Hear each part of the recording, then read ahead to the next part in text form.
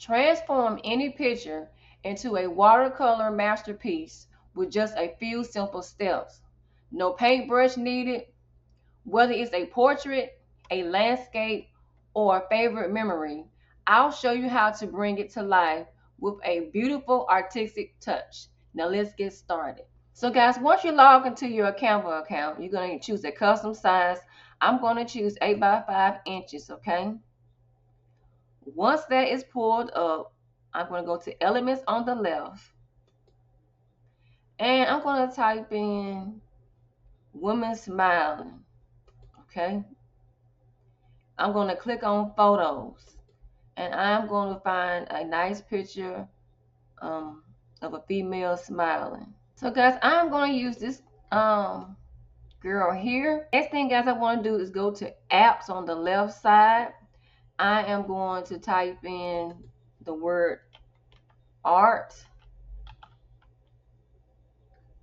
guitar. I'm going to click on the first one. I'm going to go up to the bottom and open it. Okay. And then I'm going to click generate and replace the picture. So we see it doing its thing here.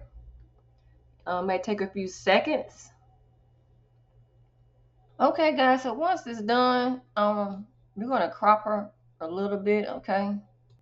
And we're going to go to background, remove at the top. Okay guys, then we're going to click on edit. We're going to go to adjust, and we're going to scroll down to contrast. We're going to reduce it, okay, to 30. And then we're going to scroll down to saturation, and we're going to increase that to 36. All right. Okay. Okay guys, so in sharpness, I'm going to increase it a little bit. Okay guys, once that's done, we're going to scroll back at the top to elements, and going to type in watercolor, and I'm going to click on graphics. I'm going to scroll down till I find a color I like. So guys, I'm going to use this pink watercolor here. I'm going to drag it out. Okay. I am going to right click, layer it, and send it to the back. Okay. And then I'm going to drag her down some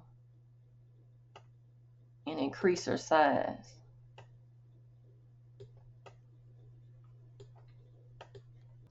So guys, once you're done dragging the watercolor background, that's pretty much it.